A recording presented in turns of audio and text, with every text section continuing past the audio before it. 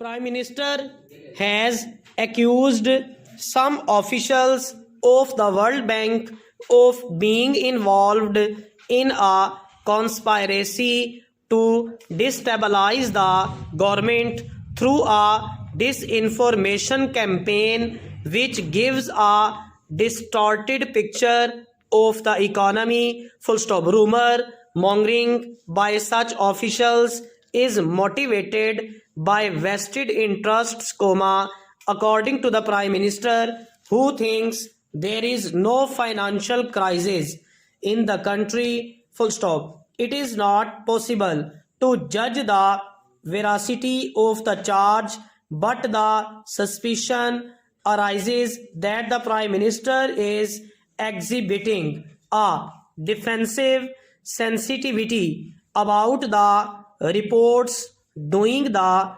rounds these days that the country is in serious financial trouble.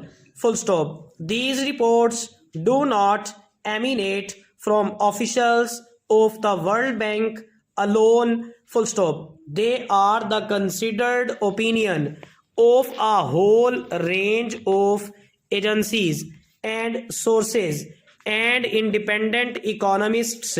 Full stop. The rupee accelerating slide with the recent devaluation is the most visible proof that all is not well. Full stop. Since 1993, when this government came to power, the rupee has lost 32% of its value against the dollar at the official exchange rate. Full stop. Government spokesmen who argue that this trend is inescapable because of the managed float of foreign currencies against which the rupee is pegged, and that in any case the fall in the value of the rupee is beneficial for the export-led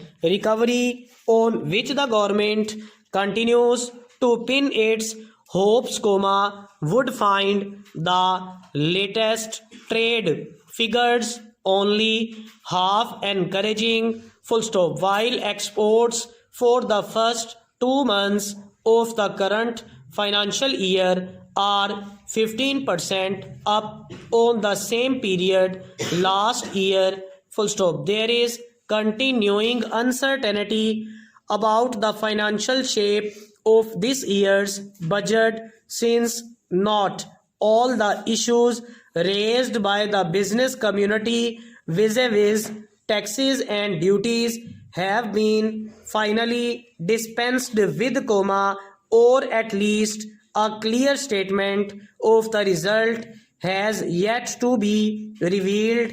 Full stop. Inflation is galloping along with increases in taxes in the budget, utility rates and petroleum prices, exerting continuing pressures on the price line.